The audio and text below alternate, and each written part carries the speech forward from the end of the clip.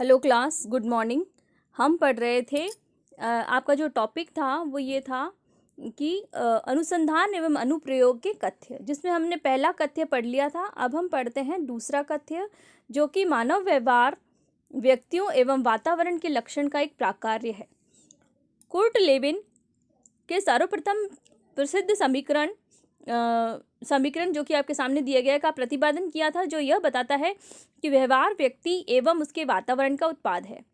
तो जो भी व्यक्ति व्यवहार करता है, उसका जो व्यक्तित्व होता है, उसके आसपास के वातावरण पर निर्भर करता है।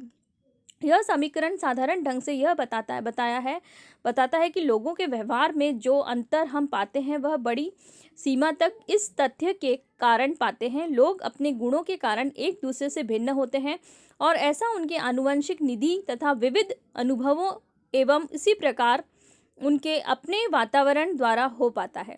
यहाँ वातावरण का संप्रत्ययन जिस रूप में उनका प्रत्यक्षण होता है, उसी रूप में अथवा जिस रूप में वह व्यक्ति के लिए अर्थवान होता है, उस रूप में किया जाता है। मनोवैज्ञानिकों ने बहुत पहले यह कहा था कि कोई भी दो व्यक्ति एक समान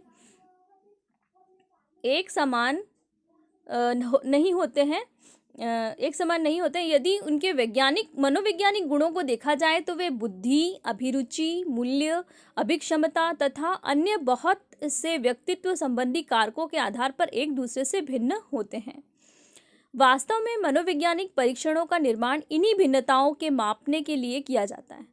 तो जो भी टेस्ट बनाए जाते हैं, चाहे वो बुद्धि का टेस्ट हो, अभिरुचि का हो या अभिक्षमता का हो, तो ये सारे टेस्ट इसलिए बनाए जाते हैं ताकि हमें ये पता चल सके कि कक्षा में अगर 30 बच्चे हैं या 25 बच्चे हैं या 50 बच्चे हैं, तो वो किस प्रकार से एक दूसरे से भिन्न है, किसमें क्या कमियां हैं और क्या, इनको सबको निदान करने के लिए और टेस्ट करने के लिए मनोवैज्ञानिक परीक्षणों का निर्माण किया जाता है।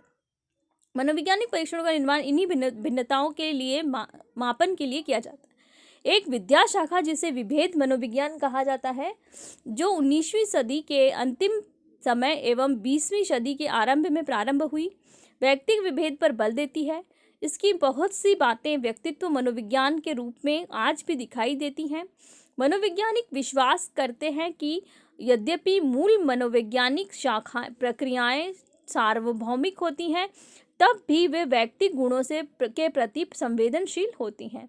व्यक्तिगत विभेद के अतिरिक्त मनोवैज्ञानिक यह भी विश्वास करते हैं कि पर्यावरण कारकों के कारण भी व्यवहार में भिन्नता दिखाई देती है।